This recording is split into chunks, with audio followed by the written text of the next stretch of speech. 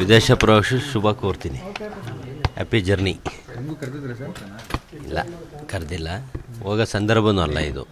ಏಕೆಂದರೆ ಬಜೆಟ್ಟು ಪೂರ್ವಭಾವಿ ನಡೀತಾ ಇದೆ. 6ನೇ ತಾರೀಕು ಬಜೆಟ್ ಮಂಡಿಸ್ತಾ ಇದ್ದಾರೆ ಮುಖ್ಯಮಂತ್ರಿಗಳು. ಈ ಸಂದರ್ಭದಲ್ಲಿ ನಾವು ಇಲ್ಲಿ ಏನಾದ್ರು ಕ್ಷೇತ್ರಕ್ಕೆ ಅನುದಾನ ಕೇಳೋದ್ರ ಬಗ್ಗೆ ನಾವು ಚಿಂತನೆ ಮಾಡಬೇಕು ಬಿಟ್ಟರೆ ವಿದೇಶ ಪ್ರವಾಸ ಹೋಗೋದು ಸೂಕ್ತ ಅಲ್ಲ. ಅಲ್ಲ, ವೈಯಕ್ತಿಕ ಕಾರಣಕ್ಕೆ ಹೋಗ್ತಿದ್ದಾರೋ ಅಥವಾ ಯಾರೋ ಕಳಿಸ್ತಿದ್ದಾರೋ ಅವ್ರಿಗೆ ಸ್ವತಂತ್ರ ಇದೆ ಹೋಗೋಕ್ಕೆ. ಅದು ನಾವೆಲ್ಲ ಅಬ್ಜೆಕ್ಷನ್ ಮಾಡೋಕ್ಕೆ ಬರೋಲ್ಲ. ನನ್ನ ವೈಯಕ್ತಿಕವಾಗಿ ನೀವು ಕೇಳಿದ್ದಕ್ಕೆ ನಾನು ಹೋಗಲ್ಲ ಈ ಸಂದರ್ಭದಲ್ಲಿ ಅಂತ ಹೇಳಿದೆ. ಅವ್ರು ಹೋಗೋಕ್ಕೆ ನಂದೇನು ಅಭ್ಯಂತರನೂ ಇಲ್ಲ. ಆಮೇಲೆ ನಾನು ಅವರಿಗೆ ಹೋಗ್ಬೇಡ್ರಿ ಅಂತ ಹೇಳೋಕ್ಕೂ ಬರೋದಿಲ್ಲ. ಅವ್ರವ್ರ ವೈಯಕ್ತಿಕ ವಿಷಯ. ಇನ್ನೂ ಒಂದು ಕಡೆ ಸಿದ್ದರಾಮಯ್ಯವರು ಶಕ್ತಿ ಪ್ರದರ್ಶನ ಮಾಡ್ತಿದ್ದಾರೆ ಅನ್ನೋ ಮಾತುಗಳು ರಾಜಕೀಯ ವಲಯದಲ್ಲಿ ಕೇಳಿ ಬರ್ತದೆ. ಶಕ್ತಿ ಪ್ರದರ್ಶನ ನೀವು ಹೇಳೋದು ನೋಡಿದ್ರೆ 25 ಜನ ನಮ್ಮದು ಶಕ್ತಿ 25 ಜನ ಆಗ್ತದೆ ಹಂಗಾರೆ ಶಕ್ತಿ. ಅದರಲ್ಲಿ MLC 4-5 ಜನ ಇರಬೇಕೇನೋ, 15-16 ಜನ. ಥರದ್ದು ಯಾವುದು ಶಕ್ತಿ ಪ್ರದರ್ಶನ ಅಲ್ಲ. ಅವರು ಯಾವ ಕಾರಣಕ್ಕೆ ಹೋಗಿರೋನೇ ರಾತ್ರಿ 8 ಗಂಟೆಗೇನೋ ಏರ್ಪೋರ್ಟಲ್ಲಿ ಇದ್ದಾರೆ ಅನ್ನೋ ಮಾಹಿತಿ ಬಂತು. ರಾತ್ರಿ 8 ಗಂಟೆಗೆ ಬರ್ತಾರೆ ಅಂತ. ನಿಮ್ಗೆ ಅಲ್ಲಿಗೆ ಹೋದರೆ ಕರೆಕ್ಟಾಗಿ ಸಿಗ್ತದೆ ಯಾವ ಉದ್ದೇಶಕ್ಕೆ ಹೋಗ್ತಾರೆ, ಏನಕ್ಕೆ ಹೋಗ್ತಾರೆ ಅನ್ನೋ ಮಾಹಿತಿ. ಅಲ್ಲ, ಈ ಅಧಿಕಾರ ಹಂಚಿಕೆ ವಿಚಾರ ಬಗ್ಗೆ ಪ್ರಶ್ನಿಸಿದಾಗ ಸಿದ್ದರಾಮಯ್ಯನವರು ಯಾಕೆ ಸಿಡಿಮಿಡಿಗೊಳ್ತಾ ಇದ್ದಾರೆ ಫುಲ್ಲು? ಅವ್ರನ್ನೇ ಕೇಳಬೇಕು. ನಾನು ಈ ಹಿಂದೆ ತಮಗೆ ಹೇಳಿದ್ದೀನಿ, ಏನು 2 ವರ್ಷ ಅನ್ನೋದು ಭಾಳ. 2 ವರ್ಷ ಸ್ಟಾರ್ಟ್ ಆದಾಗಿಂದ 2 ವರ್ಷ ಸ್ಟಾರ್ಟ್ ಆಯಿತು. ಅವ್ರದ್ದು 2 ವರ್ಷ ಮುಗಿದಾಗಿಂದ ಅವತ್ತಿಂದನೂ ಈ ಚರ್ಚೆ ಆಗ್ತಾ ಇರೋದ್ರಿಂದ ನಾನು ಮೊನ್ನೆ ಲಾಸ್ಟ್ ಒಂದು ಹೇಳಿಕೆ ಕೊಟ್ಟೆ. ಹೈಕಮಾಂಡ್ ಆದ್ರಾಗ್ಬೋದು, ಮೊನ್ನೆ ಸಿದ್ದರಾಮಯ್ಯ ಸಾಹೇಬ್ರಾದ್ರಾಗ್ಬೋದು, ನಾನು 2 ವರ್ಷಕ್ಕೆ ಮಾತು ಕೊಟ್ಟಿಲ್ಲ. 2 ವರ್ಷಕ್ಕೆ ಮಾತು ಕೊಟ್ಟಿಲ್ಲ. 2 ವರ್ಷದ ಯಾವುದು ಒಪ್ಪಂದನೂ ಆಗಿಲ್ಲ. ನನ್ನೊಂದು ಸ್ಟೇಟ್ಮೆಂಟ್ ಕೊಟ್ಬಿಟ್ರೆ ಈ ಪ್ರವಾಸನೂ ರದ್ದಾಗ್ತವೆ. ಈ ಮುಖ್ಯಮಂತ್ರಿ ವಿಷಯ ನೀವು ಬಂದಾಗಲೆಲ್ಲ ಕೇಳೋದು ತಪ್ತದೆ, ನಾವು ನೀವು ಮಾಧ್ಯಮದಲ್ಲಿ ಉತ್ತರ ಕೊಡೋದು ತಪ್ತದೆ. ಯಾರೊಬ್ಬರು ಉತ್ತರ ಹೇಳ್ಬಿಟ್ರೆ ದೇಶಪಾಂಡೆಯವ್ರು ಚೆನ್ನಾಗಿ ಹೇಳಿದ್ರೆ ಬಗೆಹರಿಸಬೇಕು ಹೈಕಮಾಂಡ್ ಅಂತ. ಬಗೆಹರಿಸಿದ್ರೆ ಉತ್ತಮ.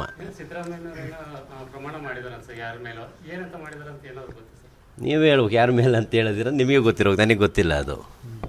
ಅಲ್ಲ, ಕೆಲವೊಂದಿಷ್ಟು ಅವರ ಆಪ್ತ ಸಚಿವರು ಹೇಳ್ತಾ ಇದ್ದಾರೆ ಹೈಕೋರ್ಟ್ ಬೀದಿ ನಾಯಿಗಳನ್ನ ಹಿಡಿಯೋಕೆ ಆದೇಶ ಮಾಡಿದೆ ಅಂತ. ಅಂದರೆ ಇಂಡೈರೆಕ್ಟಾಗಿ DK ಶಿವಕುಮಾರ್ ಆಪ್ತ ಶಾಸಕರಿಗೆ ಹೇಳಿದಂಗೆ ಅಂತ ರಾಜಕೀಯ ವಲಯದಲ್ಲಿ ಚರ್ಚೆ.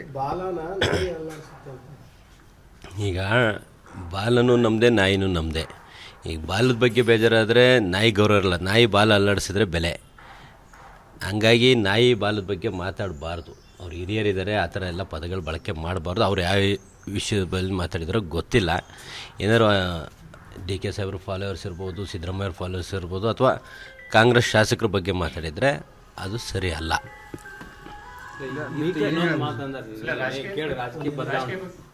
ಬದಲಾವಣೆ ಕೇಳಿದ ತಕ್ಷಣ ಬೀದಿ ನಾಯಿಗಳು ತೆಗೆಯಕ್ಕೆ ಹೈಕೋರ್ಟ್ ಆದೇಶ ಮಾಡಿದೆ. ನೋಡಿದೆ, ನಾನು ವಿಡಿಯೋ ನೋಡಿದೆ. ಆ ಪದಗಳೆಲ್ಲ ಬಳಕೆ ಮಾಡಬಾರ್ದು. ಈಗ ಬೀದಿ ನಾಯಿಗೆ ಶಾಸಕರು ಹೋಲಿಸಿದ್ರೆ ಅವರೊಬ್ಬರು ಶಾಸಕರಲ್ವಾ, ಮತ್ತು ಅವ್ರ್ಯಾರು? ಈಗ ಬೀದಿ ನಾಯಿ ಬಗ್ಗೆ ಶಾಸಕರನ್ನು ಹೋಲಿಸಿದ್ದಾರೆ ಅವ್ರೀಗ. DK ಸಾಹೇಬ್ರ ಫಾಲೋವರ್ ಇರಲಿ, ಕಾಂಗ್ರೆಸ್ ಫಾಲೋವರ್, ಸಿದ್ದರಾಮಯ್ಯ ಅವ್ರ ಶಾಸಕರ ಬಗ್ಗೆ ಮಾತಾಡಿದ್ದಾರೆ. ಹಂಗಾರೆ ಅವ್ರು ಯಾರು? ಅವರು ಅದೇ ಆಗ್ತದಲ್ವಾ. ಮತ್ತು ಅವ್ರನ್ನೂ ಸೇರಿಸಿ ಅನ್ಕಂದ್ರೆ ಗಾಜಿನ ಮೇಲೆ ಕೂತ್ಕೊಂಡು ಕಲ್ಲು ಹೊಡೆದಂಗೆ ಆಗ್ತದೆ. ಪದಗಳನ್ನ ಹಿರಿಯರಿದ್ದಾರಪ್ಪ, ನಾವೆಲ್ಲ ಅವ್ರಿಗೆ ಹೇಳ್ಕೊಡ್ಬಾರ್ದು. ನಾವು ಇಂಥವೇನಾದ್ರು ಪಾದ ಮಾತಾಡಿದ್ರೆ ನಮಗೆ ಅವ್ರು ತಿದ್ದಿ ಹೇಳ್ಬೇಕು. ಅಂತಾರಲ್ಲ, ಅವರೇ ಮಾತಾಡ್ತಾರೆ ಅಂದರೆ ನಾವು ಅವ್ರು ಫಾಲೋ ಮಾಡಿದಾಗ ನಮ್ಗಲ್ಲೂ ನಾಳೆ ದಿನ ಪದ ಬಂದರೆ ಏನು ಮಾಡೋಕ್ಕಾಗಲ್ಲ. BK ಹರಿಪ್ರಸಾದ್ ಅವರು DK ಶಿವಕುಮಾರ್ ಅವರು ಟ್ರೈನ್ ಇದ್ದಂಗೆ ರೈಲ್ವೆ ಸ್ಟೇಷನ್ ಎಲ್ಲ ಬಂದಾಗ ಚಾಮರ ಸೌಂಡ್ ಮಾಡ್ದಂಗೆ ಮಾಡ್ತಾರೆ ಅಷ್ಟೇ ಅಂತ. ನಾನು ಹೇಳಿಕೆ ನೋಡಿಲ್ಲ, ಹರಿಪ್ರಸಾದ್ ಅವ್ರ ಹೇಳಿಕೆ ನೋಡಿಲ್ಲ. ಇವ್ರದ್ದು ಹೇಳಿಕೆ ನೋಡಿದ್ರೆ ಉತ್ತರ ಕೊಟ್ಟಿದ್ದೀನಿ, ಅವ್ರದ್ದು ಹೇಳಿಕೆ ನೋಡಿಲ್ಲ. DK ಗೌರ್ಮೆಂಟ್, ಸಿದ್ದರಾಮಯ್ಯ ಗೌರ್ಮೆಂಟ್ ಪಕ್ಷ ಪ್ರತಿಪಕ್ಷ ಬಿಜೆಪಿನ ಹೋಗ್ಬಿಟ್ಟಿದ್ದು ಮರ್ತು ಬಿಟ್ಟಾರೆ ಎಲ್ಲ ಜನ. ಅಲ್ಲ, ನೀವು ಹೇಳೋದು ನಿಜನೇ. ಮತ್ತು ಇದು ಒಂದು ರೀತಿಲಿ ಏನಾಗಿದೆ, ಈಗ ಗೊಂದಲ ಇದೆ. ಈಗ ವಿರೋಧ ಪಕ್ಷ ಇಲ್ಲ ರಾಜ್ಯದಲ್ಲಿ, ವಿರೋಧ ಪಕ್ಷ ಸತ್ತೋಗಿದೆ. ಅವ್ರಿಗೆ ಇನ್ನೂ ಅಧಿಕಾರಕ್ಕೆ ಬಂದಿಲ್ಲ. ಹಗಲು ಕನಸು ಕಾಣ್ತಿದ್ದಾರೆ, ಕುಮಾರಸ್ವಾಮಿ ಮುಖ್ಯಮಂತ್ರಿ, BJP ಅಭ್ಯರ್ಥಿ ಮುಖ್ಯಮಂತ್ರಿ ಅಂತ. ಅವರಲ್ಲಿ ಗೊಂದಲದಲ್ಲಿ ಅವರ ಮೂಲೆ ಗುಂಪಲ್ಲಿದ್ದಾರೆ. ಇಂಥ ಸಂದರ್ಭದಲ್ಲಿ ಪಕ್ಷ ಸಂಘಟನೆ, ಪಕ್ಷದ ಅಭಿವೃದ್ಧಿ, ನಮ್ಮ ಪಕ್ಷ ಕಾಂಗ್ರೆಸ್ ಪಕ್ಷ ಮಾಡ್ತಿರೋದು ಡೆವಲಪ್ಮೆಂಟ್ ಬಗ್ಗೆ ನಮ್ಮ ಪಕ್ಷ ಮುಂದುವರೆದ್ರೆ ನಾವು ಎಲ್ಲೋ ಒಂದು ಹಂತದಲ್ಲಿ, ಮೊನ್ನೆ ಏನು ನಮ್ಮ ಸಾಹೇಬ್ರು 141 ಹೇಳಿದಾರಲ್ಲ, ಆ ಸಂಖ್ಯೆಯಿಂದ ಜಾಸ್ತಿ ಬರೋಂಥ ಒಂದು ಹಂತದಲ್ಲಿ ಇದ್ದೀವಿ. ಇದು ಒಂದು ಮುಖ್ಯಮಂತ್ರಿ ಹೇಳಿಕೆ ಗೊಂದಲಗಳಿಂದ ನಾವು ನೀವು ಹೇಳ್ದಂಗೆ ಮೀಡಿಯಾದಲ್ಲಿ ಕೇಳ್ತೀರಲ್ಲ, ನೀವೇ ವಿರೋಧ ಪಕ್ಷ, ನೀವೇ ಬಣ ಅನ್ನೋದು ಸಾಬೀತು ಮಾಡ್ದಂಗೆ ಆಗ್ತದೆ. ಕೂಡಲೇ ಹೈಕಮಾಂಡ್ಗೆ ಮನವಿ ಮಾಡ್ತೀನಿ, ನಮ್ಮೆಲ್ಲ ಶಾಸಕರ ಪರವಾಗಿ ಕೂಡಲೇ ಇದಕ್ಕೊಂದು ಎಂಟ್ರಿಯಾಗಿ ಇತ್ಯರ್ಥ ಆಡಬೇಕು ಅಂತ ಮನವಿ ಮಾಡ್ತೀನಿ. ಹೈಕಮಾಂಡ್ ಸೈಲೆಂಟ್ ಆಗಿಲ್ಲ, ಎಲ್ಲದನ್ನು ಗಮನಿಸ್ತಾ ಇದೆ. ಇವತ್ತು ನನ್ನ ಹೇಳಿಕೆನೂ ಗಮನಿಸ್ತಾ ಇದೆ. ಮೊನ್ನೆ ಮಾದೇವಪ್ಪರು ಏನು ಶಾಸಕರ ಬಗ್ಗೆ ನಾಯಿಯನ್ನು ಪದ ಬಳಸಿದ್ದಾರೆ, ಅದನ್ನು ಗಮನಿಸುತ್ತೆ. ಇವತ್ತು ವಿದೇಶ ಪ್ರವಾಸನೂ ಗಮನಿಸುತ್ತೆ. ಎಲ್ಲದನ್ನು ಹೈಕಮಾಂಡ್ ಗಮನಿಸಿದೆ, ಸೂಕ್ತ ಸಂದರ್ಭದಲ್ಲಿ ಉತ್ತರ ಕೊಡುತ್ತೆ ಅಂತ ಏನು ಅಂತೀವಲ್ಲ ಆ ಥರ ಉತ್ತರ ಕೊಡುತ್ತೆ. ಹಂಗೆ ಯಾರಿಗೆ ಆಗ್ತಾ ಇಲ್ಲಲ್ಲ ಅಂತೇಳಿ ಅಲ್ಲ, ಕೆ ಎನ್ ರಾಜಣ್ಣವರು ಆ ರೀತಿ ಹೈಕಮಾಂಡ್ ವಿರುದ್ಧ ನಡೆದಿದ್ರು ಆಗಿದೆ, ಇದನ್ನೆಲ್ಲ ಗಮನಿಸ್ತಾ ಇದೆ. ಸೂಕ್ತ ಸಂದರ್ಭದಲ್ಲಿ ಪಕ್ಷ ಹೈಕಮಾಂಡ್ ತಾಂತ ತೀರ್ಮಾನ ನೋಡಿ. ಹೈಕಮಾಂಡ್ ಒಂದು 6-7 ತಿಂಗಳಾಯ್ತು ಸರ್, ಬರ್ತಾ ಇಲ್ಲ ಅದು ಹೈಕಮಾಂಡ್ ತೀರ್ಮಾನ ಆಗ್ತದೆ. ಯಾಕೆಂದರೆ ನಾವೆಲ್ಲ ಮೊದಲನೇ ಬಾರಿ ಶಾಸಕರು, ಹೈಕಮಾಂಡು ಲೆವೆಲ್ವರೆಗೆ ಮಾತಾಡೋಂಥ ಶಕ್ತಿ ನಮಗಿನ್ನೂ ಬಂದಿಲ್ಲ.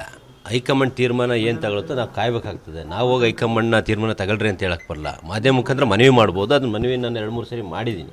ಆದರೆ ಹೈಕಮಾಂಡ್ ತಗೊಳ್ರಿ ಅಂತ ಹೋಗಿ ಹೇಳಿಕೆ ಕೊಡೋಷ್ಟು ದೊಡ್ಡನಲ್ಲ. ಅಲ್ಲ, ಹೈಕಮಾಂಡ್ ಯಾವಾಗ ಟ್ರಬಲ್ ಆಗುತ್ತೆ ಅದಕ್ಕೆ ಟ್ರಬಲ್ ಶೂಟರ್ ಆಗಿ ಡಿ ಕೆ ಶಿ ಅವರು ಬೇಕು. ಅದು ನೀವು ನೋಡಿದ್ದೀರಿ ಮಾಧ್ಯಮಗಳಲ್ಲಿ. ಈ ಹಿಂದೆ ನಡೆದಂಥ ಬೆಳವಣಿಗೆ ಅಹಮದ್ ಪಟೇಲ್ ಅವರು ರಾಜ್ಯಸಭಾ ಆಗ್ಬೇಕಾದ್ರಲ್ಲೂ ಇವರೇ ಟ್ರಬಲ್ ಶೂಟರು. ಈಗ ತೆಲಂಗಾಣದಲ್ಲಿ ಅಧಿಕಾರಕ್ಕೆ ಬರೋಕ್ಕೂ ಇವ್ರು ಬೇಕಾಯಿತು. ಇವ್ರ ಶಕ್ತಿ ಇದೆ ಅಂತ ನೀವೇ ಕನ್ಸಿಡರ್ ಮಾಡೋದಂಗಲ್ಲ ಮಾಧ್ಯಮದವರು, ಹೈಕಮಾಂಡ್ನವರು. ಈಗ ಅದೇ ಅವನ್ನೆಲ್ಲದು ಇರೋದಕ್ಕೋಸ್ಕರ ಅಸ್ಸಾಮಿಗೆ ಕರಿತಿದ್ದಾರೆ. ಈಗ ನನ್ನನ್ನು ಹಾಕ್ತಿದ್ದಾರೆ ಅಸ್ಸಾಮ್ಗೆ, ಅಥವಾ ಬೇರೆ ಯಾರನ್ನಾರು ಹಾಕಿದಾರಪ್ಪ ಸಂಪುಟದಲ್ಲಿ? ಯಾರನ್ನೂ ಹಾಕ್ತಿಲ್ಲ. ಇವ್ರನ್ನ ಹಾಕ್ತಿದ್ದಾರೆ ಅಂದರೆ ಕೇಪಬಲ್ ಇದ್ದಾರೆ. ಹೈಕಮಾಂಡ್ಗೂ ಗೊತ್ತಿದೆ, ಸೂಕ್ತ ಸಂದರ್ಭದಲ್ಲಿ ತೀರ್ಮಾನ ತಗೊಂತದೆ. ನಾವು ಹೇಳೋದು ಇಷ್ಟೇ, ಹೈಕಮಾಂಡ್ನಲ್ಲಿ ಮನವಿ ಮಾಡ್ತೀನಿ, ಹೇಳೋದಲ್ಲ, ಆದಷ್ಟು ಬೇಗ ಇದನ್ನೊಂದು ಇತ್ಯರ್ಥ ಮಾಡಿ. ಯಾಕೆಂದರೆ 141 ಸೀಟ್ ಏನು ಡಿ ಕೆ ಶಿವಕುಮಾರ್ ಸಾಹೇಬರು ಬರುತ್ತೆ ಅಂತ ಇವತ್ತು ಮಾಧ್ಯಮ ಮುಂದೆ ಹೇಳಿದ್ದಾರೆ, ಪತ್ರಿಕಾ ಇದರಲ್ಲಿ ಹೇಳಿದ್ದಾರೆ. ಅದು ಸತ್ಯ ಆಗ್ತದೆ. ಬಟ್ ಈ ಗೊಂದಲ ಇದ್ದರೆ ಅದು ಸತ್ಯ ಆಗಕ್ಕೆ ಕಷ್ಟ ಆಗ್ಬೋದು. ಅದಕ್ಕೋಸ್ಕರ ಇಲ್ಲ, ಇನ್ನು ಚುನಾವಣೆ ದಿನಕ್ಕೆ ಘೋಷಣೆ ಆಗಬೇಕು, ಹೈಕಮಾಂಡ್ ತೀರ್ಮಾನ ತಗೋಬೇಕು. ಯಾರು ನಾನು ನೋಡಿದೆ ಮಾಧ್ಯಮದಲ್ಲಿ, ಶಾಮನೂರು ಶಿವಶಂಕರಪ್ಪಾಜಿ ಅವರು ನಾನಿರೋವರೆಗೆ ನನಗೆ ಆಶೀರ್ವಾದ ಮಾಡಿ ಅದಾದಮೇಲೆ ಮುಸ್ಲಿಂ ಸಮುದಾಯಕ್ಕೆ ಕೊಡಬೇಕು ಅನ್ನೋದನ್ನು ಹೇಳಿದ್ದಾರೆ ಅನ್ನೋದು ಮಾಧ್ಯಮದಲ್ಲಿ ನೋಡಿದೆ. ಆದರೆ ಈಗಿನ ಕಾಲದಲ್ಲಿ ನುಡಿದಂತೆ ನಡ್ಕೊಳ್ಳೋರು ಯಾರಿದ್ದಾರೆ? ಗ್ರಾಮ ಪಂಚಾಯತಿ ಮೆಂಬರ್ ಏನಿಲ್ಲಲ್ಲ ಕುರ್ಚಿಗೋಸ್ಕರ. ಹಂಗಾಗಿ ನುಡಿದಂತೆ ನಡೆಯೋರು ಯಾರಿದ್ದಾರೆ ಈಗಿನ ಕಾಲದಲ್ಲಿ? ಹಂಗಾಗಿ ಅಪ್ರಸ್ತುತ ಅನಿಸುತ್ತೆ ಈ ಸಂದರ್ಭ. ಈಗ ಕಾಂಗ್ರೆಸ್ನಲ್ಲಿ ಒಂದು ಸಂಪ್ರದಾಯ ಇದೆ, ಏನಂತಂದರೆ ತೀರ್ಕೊಂಡ ಶಾಸಕರ ಮನೆಗೆ ಕೊಡಬೇಕು ಅನ್ನೋ ಸಂಪ್ರದಾಯ ಇದೆ. ಆದರೆ ಆ ಸಂಪ್ರದಾಯ ಸಿಂಪತಿ ಕಾರ್ಡ್ ಇಲ್ಲಿ ಪ್ಲೇ ಆಗಲ್ಲ. ಯಾಕಂದರೆ ಆಲ್ರೆಡಿ ಅವ್ರ ಮನೇಲಿ ಒಬ್ಬರು ಸಚಿವರು, ಒಬ್ಬರು ಸಂಸದರಿದ್ದಾರೆ ಅಂತ ಮುಸ್ಲಿಂ ಮುಖಂಡರು ವಾದ ಮಾಡ್ತಾರೆ. ಸರಿ ಇದೆ, ನಾನು ಭಾಳ ಸರಿ ಪರಿಶೀಲನೆ ಮಾಡಿದೆ. ನಾನು ಹೇಳಿಕೆ ಕೊಟ್ಟೆ, ಅವ್ರ ಕುಟುಂಬದ ಪರವಾಗಿ ಹೇಳಿಕೆ ಕೊಟ್ಟೆ. ಆದರೆ ಈಗಾಗಲೇ ಅವ್ರ ಮನೇಲಿ ಒಬ್ಬರು ಮಂತ್ರಿನೂ ಶಾಸಕರು ಸಂಸದರಿರೋದ್ರಿಂದ ಒಂದು ಅಲ್ಪಸಂಖ್ಯಾತರಿಗೆ ಕೊಡೋದು ಉತ್ತಮ. ಯಾಕೆಂದರೆ ಈಗ ನಾವು ಶಿಗ್ಗಾವಲ್ಲಿ ಗೆದ್ದು ಬಂದಿದ್ದೀವಿ, ಅಲ್ಪಸಂಖ್ಯಾತರು ಒಂದು ಕ್ಯಾಂಡಿಡೇಟ್ ಕೊಟ್ಟು. ಸುಮಾರು ಎಲ್ಲ ಕಾನ್ಸ್ಟಿಟ್ಯೂನ್ಸಿಯಲ್ಲಿ ಒಂದು ಸೈಡ್ ನಮಗೆ ವೋಟರ್ಸು. ಹಾಗಾಗಿ ಅಲ್ಪಸಂಖ್ಯಾತರು ಕೊಡಲಿ, ನಾವು ಬೆಂಬಲನೂ ಕೊಡ್ತೀವಿ, ಹಣಕಾಸಿನ ನೆರವೇನೂ ಕೊಡ್ತೀವಿ. ಅಲ್ಲ, ಈಗ ಮತ್ತೆ ಈಗ ಸಂಕ್ರಾಂತಿ ಪಥ ಬದಲಿಸಿ ಮುಗಿತು. ಈಗ ಮತ್ತೆ ಈಗ ಅಮಾವಾಸ್ಯೆ ಅದ ಇವತ್ತು. ಯುಗಾದಿ ಹೊಸ ವರ್ಷ, ಹಿಂದೂ ಧರ್ಮದ ಪ್ರಕಾರ ಹೊಸ ವರ್ಷ. ಯಾವುದು ಯುಗಾದಿ ಬರ್ತದೆ ಮತ್ತೆ ಮುಂದೆ. ಅಲ್ಲ, ಯಾವ್ದು ಹೋಗ್ತದೆ ಅಂತ ನೋಡ್ರಿ. ನಾನು ಹೇಳಿಕೆನ ತಿರ್ಚಲ್ಲ. ಒಂದು ಸರಿ ಹೇಳಿಕೆ ಕೊಟ್ಟು ಅದಕ್ಕೆ ಬದ್ನಾಗಿರ್ತೀನಿ. ನಾನು ಎಲ್ಲೂ ಸಹ ಒಂದೇ ಒಂದು ಬಾರಿ ಹೇಳಿದ್ದೆ, ರಕ್ತದಲ್ಲಿ ಬರ್ಕೊಡ್ತೀನಿ, ಡಿಸೆಂಬರ್ ಒಳಗೆ ಡಿ ಕೆ ಸಾಹೇಬರು ಮುಖ್ಯಮಂತ್ರಿ ಆಗ್ತಾರೆ ಅಂತ. ಅದಾದಮೇಲೆ ಎಲ್ಲೂ ಸಹ ಆ ಹೇಳಿಕೆ ಕೊಟ್ಟಿಲ್ಲ. ಪಥ ಬದಲಾವಣೆ ಆಗಿರೋದಂತೂ ಸತ್ಯ. ಪಥ ಬದಲಾವಣೆ ಹೈಕಮಾಂಡ್ ಕಡೆಗೆ ಎಲ್ಲರ ಕಡೆ ಗಮನ ಇದೆ. ಎಲ್ಲರೂ ಹೇಳಿಕೆ, ಮಾನ್ಯ ಹಿರಿಯರುಗಳು ಹೇಳ್ತಿದ್ದಾರೆ ಹೈಕಮಾಂಡ್ ಅಂತ ಹೇಳಿಕೆ ಬರ್ತಿದೆ. ಎಲ್ಲೋ ಒಬ್ಬರು ಇಬ್ಬರು ಸುಮ್ಮನೆ ಮುಖ್ಯಮಂತ್ರಿ ಅವರೇ ಮುಂದುವರಿತಾರೆ, 5 ವರ್ಷ ಅವರೇ ಮುಖ್ಯಮಂತ್ರಿ ಆಗ್ತಾರೆ, ಇದಾಗ್ತಾರೆ, ಅದಾಗ್ತಾರೆ, ಅವೆಲ್ಲ ಹೇಳಿಕೆ ಕೊಡಬಾರ್ದು ಅನ್ನೋ ನಾನು ಮನವಿನೂ ಮಾಡಿದ್ದೀನಿ. ಬದಲಾವಣೆ ಆಗೋದಿತ್ತು, ಹೈಕಮಾಂಡ್ ಮಾಡ್ತದೆ. ಯಾಕದೆಲ್ಲ ನಮಗೆ ಬಜೆಟ್ ಅಧಿವೇಶನಕ್ಕೂ ಮುನ್ನ ಆಗ್ಬೇಕಂತಾರೆ ಸರ್. ಈಗ ನಾನು ಇವತ್ತೇ ಆಗಲಿ ಅಂತೀನಿ, ಹೈಕಮಾಂಡ್ ತೀರ್ಮಾನ ಮಾಡ್ಬೇಕಲ್ಲ.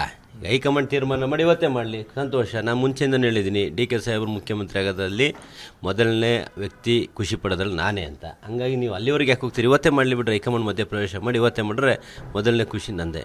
ಕಾಂಗ್ರೆಸ್ ಕೆಲವೊಬ್ರು ಹೇಳ್ತಾರೆ ಸರ್, ಬಜೆಟ್ ಮಂಡನೆ ಮಾಡಿ ಆಮೇಲೆ ಕೊಡಲಿ ಅಂತ. ಯಾಕಂದ್ರೆ ಇತಿಹಾಸ ಸೃಷ್ಟಿ ಏನು ಇತಿಹಾಸ?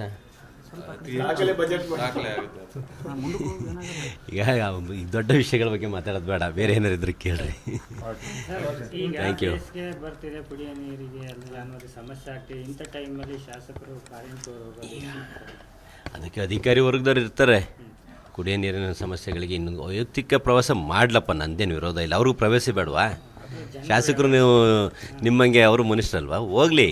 ಆದರೆ ಅದಕ್ಕೊಂದು ಈ ಬಜೆಟ್ ಪೂರ್ವಕ ಹೋಗೋದಲ್ಲ ಅಂತ ನನ್ನ ವೈಯಕ್ತಿಕ ಅಭಿಪ್ರಾಯ. ಕಾರಣ ಏನು, ಬಜೆಟಲ್ಲಿ ಕೆಲವು ಕಾರ್ಯಕ್ರಮಗಳು ಸೇರಿಸ್ಬೋದಿತ್ತಲ್ಲ ಅನ್ನೋ ವಿಷಯಕ್ಕೆ ಬಿಟ್ಟರೆ, ಅದನ್ನು ಬಿಟ್ಟು ನಿನ್ನೆಲ್ಲದರಲ್ಲೂ ಈಗ ಕೋಡ್ ಆಫ್ ಕಂಡಕ್ಟ್ ಬಂದು ಎಲೆಕ್ಷನ್ ಅನೌನ್ಸ್ ಆದಾಗ ಬೇಸಿಗೆನೇ ಇರುತ್ತೆ, ಅವಾಗ ಅಧಿಕಾರಿಗಳು ನಡೆಸಿಲ್ವಾ? ನಾವಿದ್ದೀವ?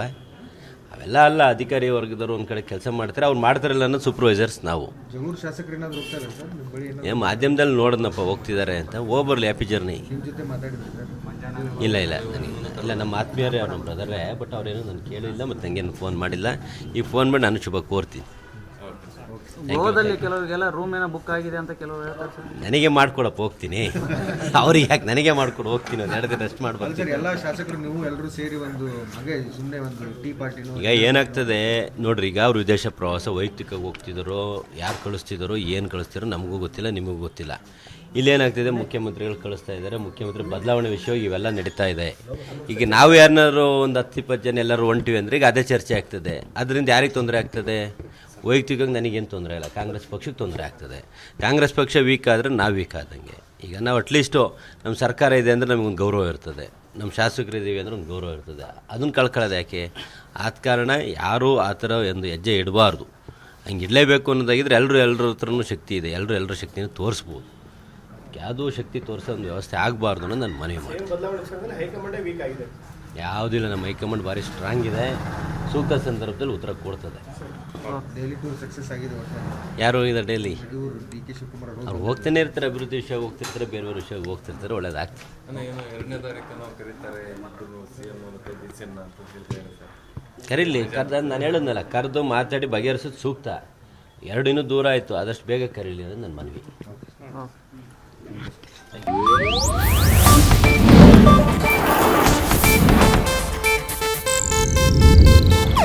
ಇದು ಏಷ್ಯಾನೆಟ್ ನ್ಯೂಸ್ ನೆಟ್ವರ್ಕ್ ಪ್ರಸ್ತುತಿ.